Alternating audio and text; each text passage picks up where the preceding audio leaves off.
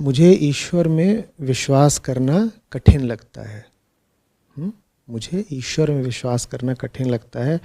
मैं क्यों मानूं कि कोई महान या संचालक सत्ता कहीं है या सब कुछ चला रही है। अगर मैं नास्तिक हूँ और ईश्वर में विश्वास नहीं करता तो क्या मैं आध्यात्मिक नहीं हो सकता? ठीक है,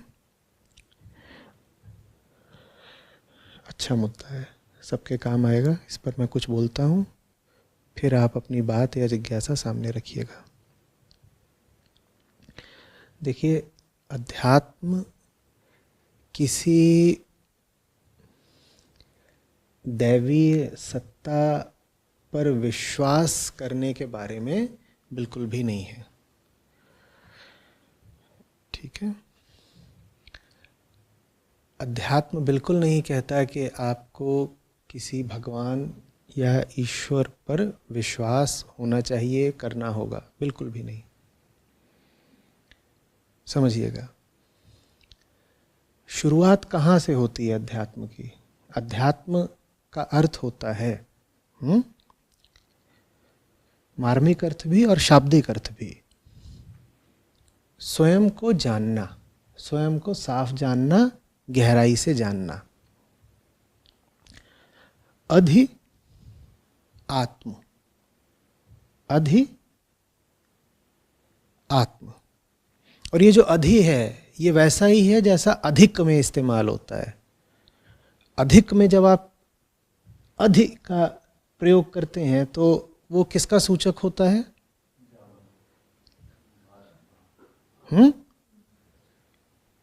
बाहुल्य का, आधिक्य का। तो आत्म माने क्या? मैं। तो अधि आत्म क्या हो गया? अधिक मैं, गहरा मैं, असली मैं कौन हूं? अब इसमें बताइए, ईश्वर आ रहा है कहीं पर? इसमें कहीं पर ईश्वर की बात है क्या? ये तो कहा जा रहा है कि मैं तो पूरी दुनिया करती रहती है। यहां कोई ऐसा बैठा है जिसने दिन में आज ही 50 बार मैं ना बोला हो? है कोई ऐसा? मैं सब करते रहते हैं, पर दुनिया को जानना तो दूर की बात है, हमें यही नहीं पता होता कि ये मैं कौन है जिसकी बात करी जा रही है, कौन है जो उस मैं की बात कर रहा है। तो इसलिए है अध्यात्म। ठीक है, ये अध्यात्म। अब ये कौन है जो मैं की बात करता रहता है? मैं का विचार ही किसको उठता है? जिसको मैं का विचार उठता है उसको कहते हैं चैतन्य मन। उसी चैतन्य मन को कभी चेतना भी कह देते हैं, कभी सिर्फ मन भी कह देते हैं। ठीक है, कभी उसे चेतना माने कॉन्शियसनेस भी कह देते हैं और कभी उसको सिर्फ मन या माइंड भी कह देते हैं। वो अलग अलग संदर्भों में प्रयोग का भेद है। किसी संदर्भ में कॉन्शियसनेस या चेतना कहना ज़्यादा उपयुक्त होता है और किसी दूसरे संदर्भ में मन या माइंड कहना ज़्यादा उपयुक्त होता है। लेकिन एक बात पक्की है कि मैं और मन चलते साथ साथ ही हैं। ठीक है, अब मैं के बारे में जानना क्यों है? जानना इसलिए है क्योंकि मैं ही है जो तड़पता है, परेशान रहता है, जिसको तमाम तरह की समस्याएं हैं, है ना? मैं ही तो परेशान होता है ना।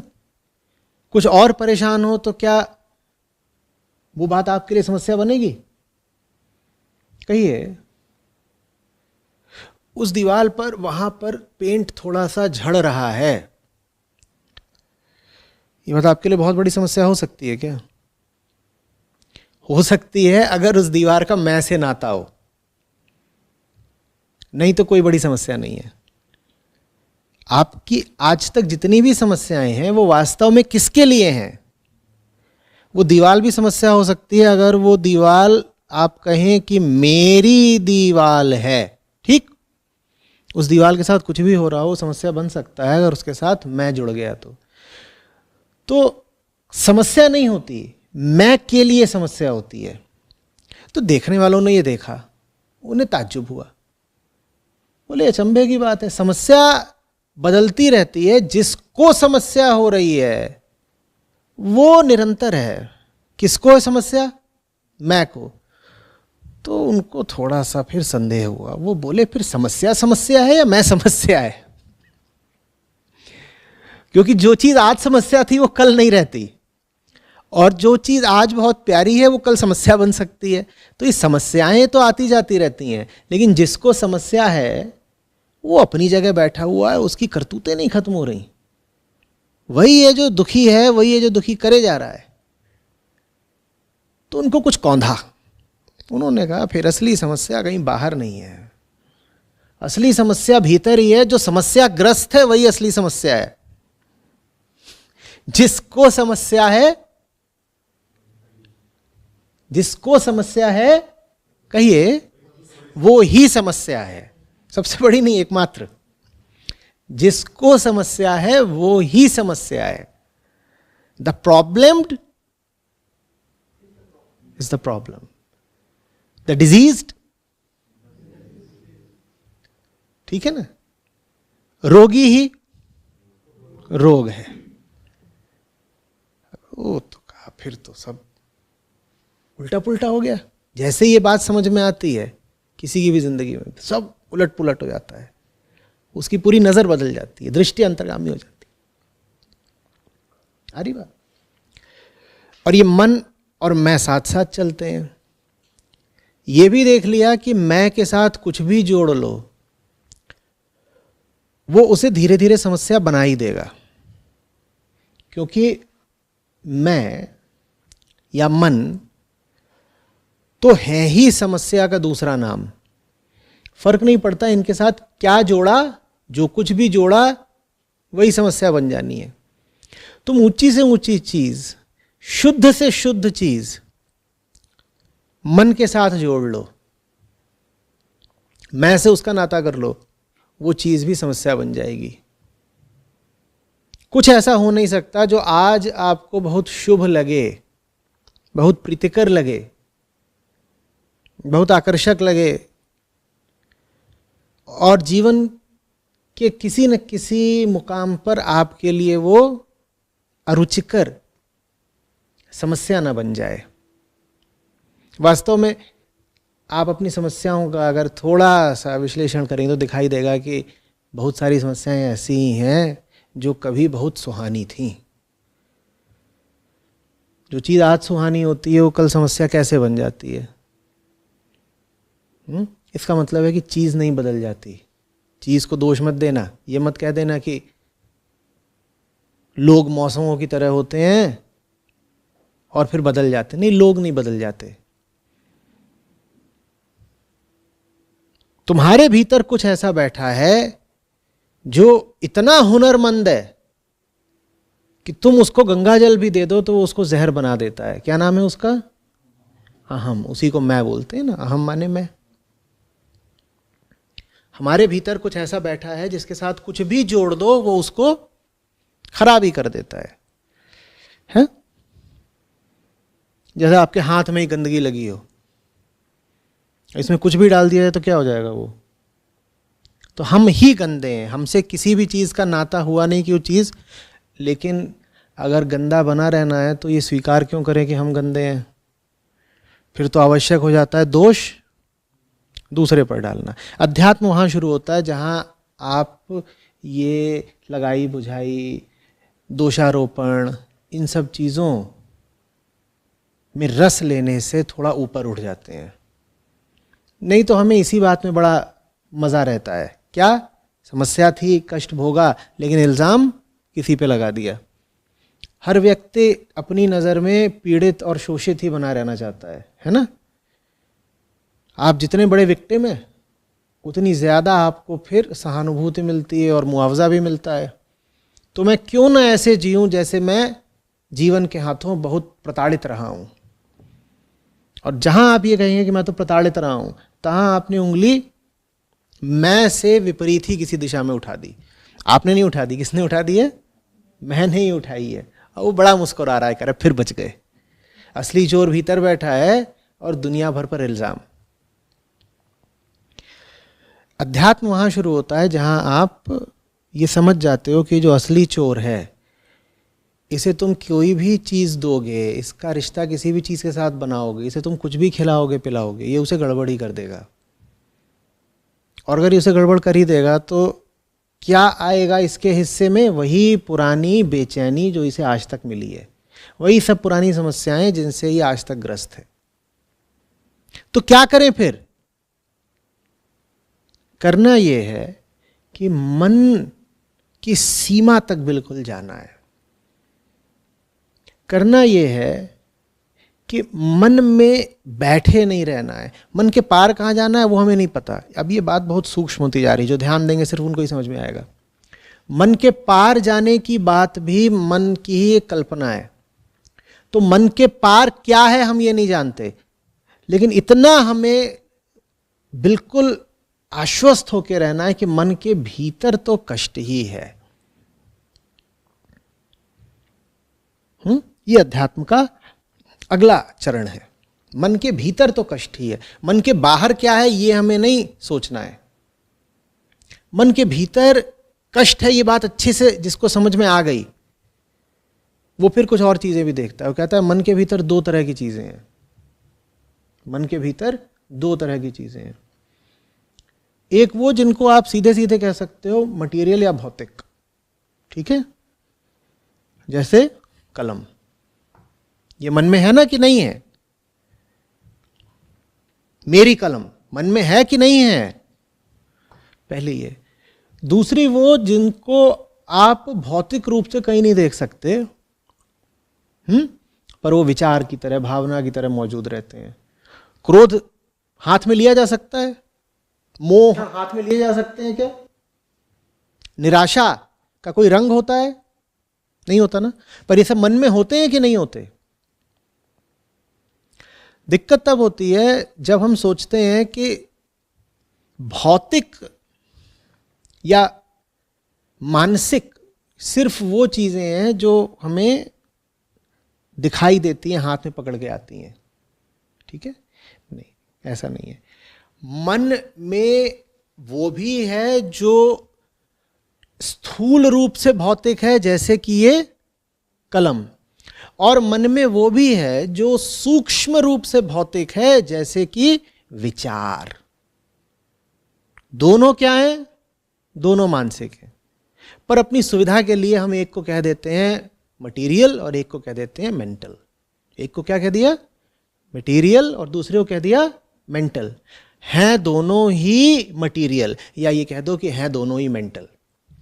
बस अगर दोनों को मटेरियल बोलोगे तो एक को कहना होगा ग्रॉसली मटेरियल और दूसरे को कहना होगा सटली मटेरियल।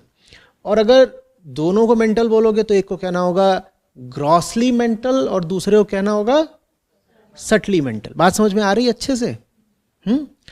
अब हम क्या करते हैं, हम सोचते हैं कि अच्छा साहब मटेरियल से आगे जाना है, क्योंकि ऋषियों ने, संतों ने, समझने वालों ने बता दिया कि जो कोई भौतिक जगत में अटक गया उसको कष्ट मिलता है। और ऐसा आपका अनुभव भी रहा है कि हाँ भाई ये बात तो सही है कि जो मटेरियल के साथ बहुत तादाद में कर लेता है या आसक्ति कर लेता है उसको फिर कष्ट मिलता है। तो हम क्या करते हैं कि हम वस्तुओं से आगे बढ़ के विचारों में फंस जाते हैं और हम सोचते हैं कि देखो हम वस्तुओं से आगे निकल गए। नहीं, वस्तुओं से आगे नहीं निकलना है, मन मात्र से आगे निकलना है। और मन मात्र में दोनों हैं। क्या है?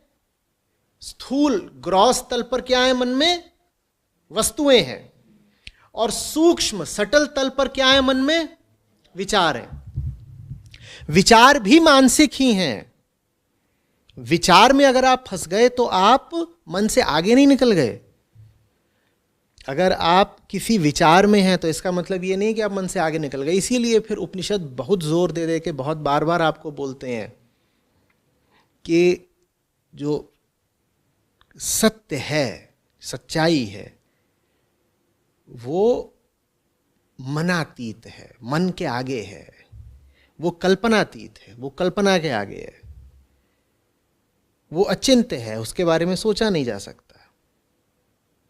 वो अकथ्य है, अकल्प्य है, उसके बारे में कहा नहीं जा सकता, उसकी कोई कहानी नहीं हो सकती। उसका कोई रूप नहीं हो सकता, उसका कोई नाम नहीं हो सकता। इसीलिए क्योंकि हम जब मटेरियल से उठते हैं तो मेंटल में फंस जाते हैं। नहीं समझ रहे हैं आप लोग? और हम सोचते हैं कि मेंटल में आ गए हैं तो हमने जगत के पार का कुछ पा लिया है। क्योंकि भाई आप अपने दिमाग में किसी ऐसी चीज की कल्पना कर सकते हैं, आप ऐसे किसी हाथी की कल्पना कर सकते हैं जो उड़ता है।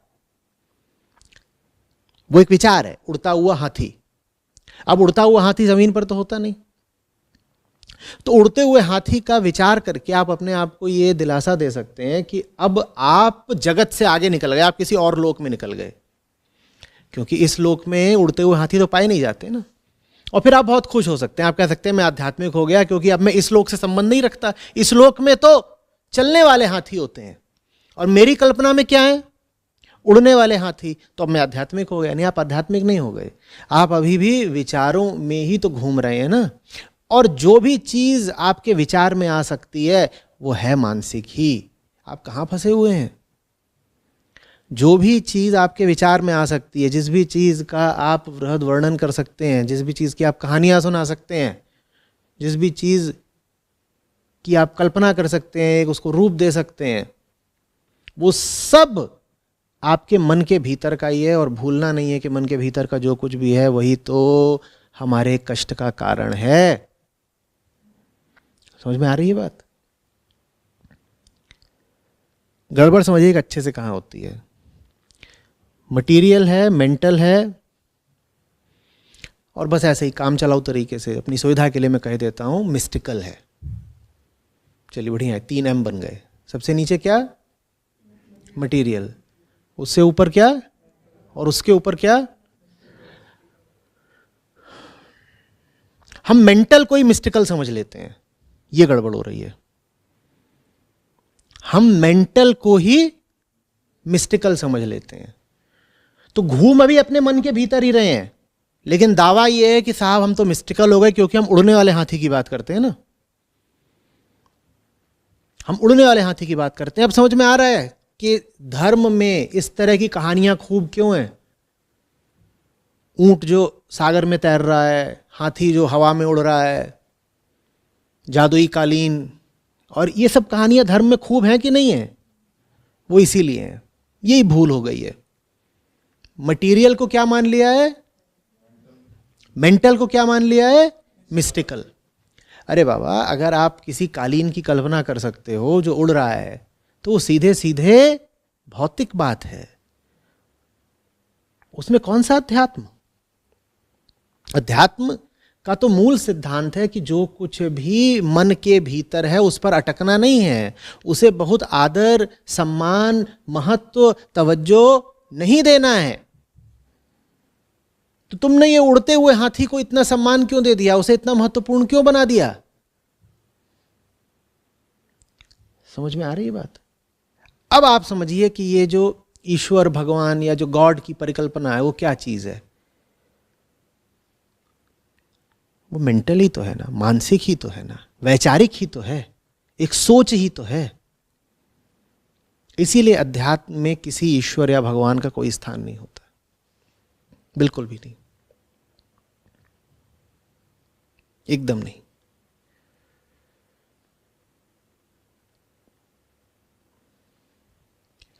अध्यात्म में सत्य का स्थान होता है, आत्म का होता है, ब्रह्म का होता है। और इधर उधर की मायावी दैवीय कल्पनाओं के लिए वहां कोई जगह नहीं है। समझ रहे हैं आप बात को? दिक्कत यह है कि सत्य हमें चाहिए नहीं, इसीलिए हम तमाम तरह के पूजा स्थल बनाते हैं। लेकिन आपने कभी कोई पूजा स्थल नहीं सुना होगा जो सत्य मात्र को समर्पित हो या ब्रह्म मात्र को समर्पित हो। सुना है? और आप बहुत कुछ देख सकते हैं। इतने सारे दुनिया में पंथ हैं, मजहब हैं, धाराएं हैं, मतांतर हैं। सब अपना अपना चला रहे हैं खेल, अपने अपने खेलों से सबको मतलब है, सत्य से मतलब नहीं है। क्यों? क्योंकि सारे खेल किसके भीतर हैं? मन के भीतर हैं।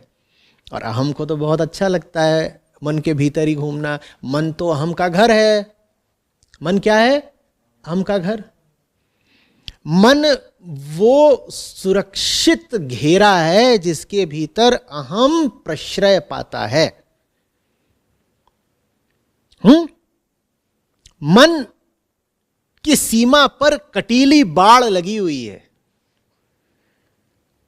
और मन के भीतर कौन बैठा है? अहम। और उन कटीली बाड़ के भीतर और क्या है? वो सारी वस्तुएं, वो सब सामग्री जो अहम को सुरक्षित रखती हैं। हमारे मन में वही सब कुछ होता है। अच्छे से आप लोग जांच के देख लीजिएगा, जो अहम को सुरक्षित रखने, अहम को पोसने के काम आता है। कल्पना कर पा रहे हैं? एक क्षेत्र है, एक जगह है, जिसको घेर के रखा गया है कटीली बाड़ से। उसके भीतर कौन है? अहम। और उसके भीतर क्या चीजें हैं?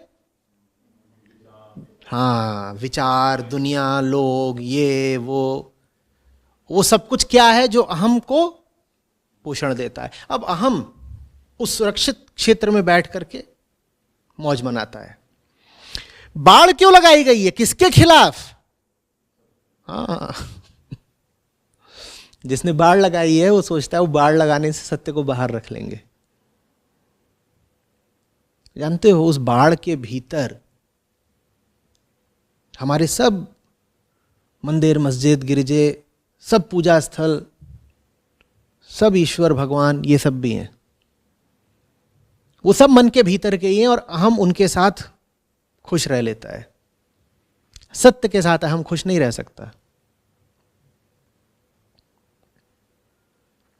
समझ में आ रही है बात?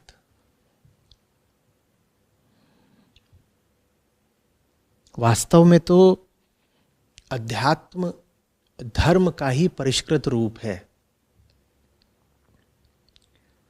लेकिन एक अर्थ में दोनों में भेद भी बहुत है। भेद यह है कि बहुत सारे धार्मिक लोग किसी ईश्वरीय सत्ता में, किसी गॉड में विश्वास रखते हैं। अध्यात्म में किसी ईश्वरीय सत्ता की कोई जगह नहीं है। अध्यात्म किसी और की बात करता ही नहीं। अध्यात्म तो सिर्फ किसकी बात करता है? अपनी बात करता है भाई। अधिआत्म, मैं। ईश्वर भी तो दूसरा है ना। ईश्वर की भी बात करने वाला कौन है? मैं ही तो हूं। तो पहले मैं अपनी बात क्यों ना कर लूं? इससे पहले मैं बोलूं अरे ईश्वर मेरी मदद कर, बेहतर नहीं होगा मैं ये तो जान लूं कि ये है कौन जो मदद को पुकार रहा है? अध्यात्म ये कहता है। तो अध्यात्म का सरोकार सिर्फ और सिर्फ किससे है? मैं से है, अहम से है, और मन से है। मन क्या? कभी मैं कहता हूं मन अहम की छाया है। आज मैंने कहा मन अहम के इर्द गिर्द एक सुरक्षित स्थान है। ठीक है ना? तो अध्यात्म का संबंध सिर्फ इनसे है, मैं, अहम, मन।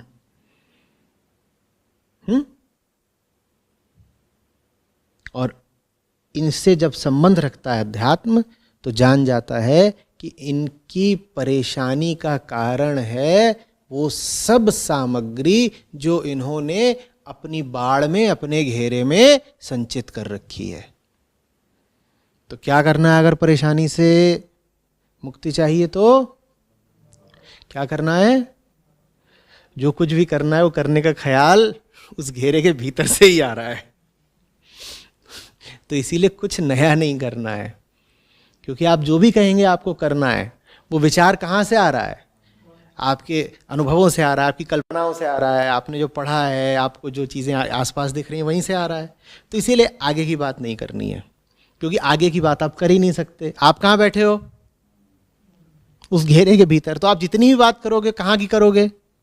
उस घेरे के भीतर की करोगे। आगे की बात आप कर ही नहीं सकते, तो आगे की बात करनी भी नहीं है। फिर क्या बात करनी है? आगे की नहीं अभी की, आगे की नहीं अभी की, आगे की नहीं यहां की। देखो कि चल क्या रहा है इस घेरे के भीतर। ये नहीं पूछना है कि इस बाढ़ के अतीत क्या है, हम लांघ जाएं आगे क्या मिलेगा, कोई परलोक मिलेगा, कोई स्वर्ग मिलेगा, कोई सुखलोक मिलेगा, नहीं, वो बात ही नहीं करनी है। क्योंकि जो भी बात तुम कर सकते हो बात कहां की होगी? उस घेरे के भीतर की होगी। जब नया नया ट्विटर अकाउंट बनाया था मैंने, होगी 8-10 साल पहले की बात, तो कुछ शुरुआती ट्वीट्स में से एक ये थी, what lies beyond mind, more mind. What lies beyond mind, more mind. मन के आगे क्या है? और ज्यादा मन। तो जितनी बार तुम कहते हो मन के आगे जाना है, तुम कुछ नहीं कर रहे, बस कल्पना के घोड़े दौड़ा रहे हो। अब कल्पना के घोड़े दौड़ा दौड़ा के तुम कर लो बहुत सारे ईश्वरों और भगवानों की रचना, उससे क्या होगा? वो सब होंगे तो उसी वृत्त के भीतर के ही ना। क्या मिल जाएगा तुमको? तुम्हारी ही कल्पना का निर्माण तुम्हारी क्या मदद कर पाएगा? हां, सच्चाई मदद कर सकती है, सत्य बिल्कुल अलग है। समझ में आ रही है बात? ये तो क्या अध्यात्म नास्तिकता का पक्षधर है? नहीं, बिल्कुल भी नहीं। क्योंकि नास्तिकता भी कहां की है? उसी, मैंने इतना बोल दिया कि हमारे सब भगवान देवी देवता अहम के सुरक्षित घेरे के भीतर के हैं। इस बात से नास्तिकों को प्रसन्न होने की कोई आवश्यकता नहीं है, क्योंकि नास्तिकों की नास्तिकता भी कहां है? उसी घेरे के भीतर है। वो भी क्या कर रही है? अहम को पोषण देने के लिए तो काम आ रही है। नास्तिकों का अपना अहंकार होता है, हम साहब अथीस हैं, हम किसी को नहीं मानते, हम तो अपने चलाए चलते हैं। तुम्हारे पास भी विचार ही तो है ना नास्तिकता। तुम किस चीज को बोल रहे हो? न अस्ति। तुम जिस चीज को बोल रहे हो न अस्ति, उसके बारे में जो कुछ भी तुम्हें पता है, तुम्हें कैसे पता है? दूसरी चीज को तो बोल रहे हो न अस्ति, और अपनी हस्ती को लेकर के कब बोलोगे? न अस्मि। किसी और पे तो उंगली उठा के तुमने बोल दिया वो नहीं है। अपने आप को कब बोलोगे कि मैं नहीं हूं? तो आस्तिकों की आस्तिकता और नास्तिकों की नास्तिकता, ये दोनों मन के घेरे के भीतर ही हैं। दोनों सिर्फ मेंटल है, मानसिक है, इनमें कुछ नहीं रखा। अध्यात्म को ना आस्तिकता से कोई मतलब है, ना नास्तिकता से कोई मतलब है, सच्चाई से मतलब है। और सच्चाई ना आस्तिक के पास है ना नास्तिक के पास है, इन दोनों के पास बस अपने मत हैं, पूर्वाग्रह हैं, धारणाएं हैं। ये बात समझ में आ रही है अच्छे से?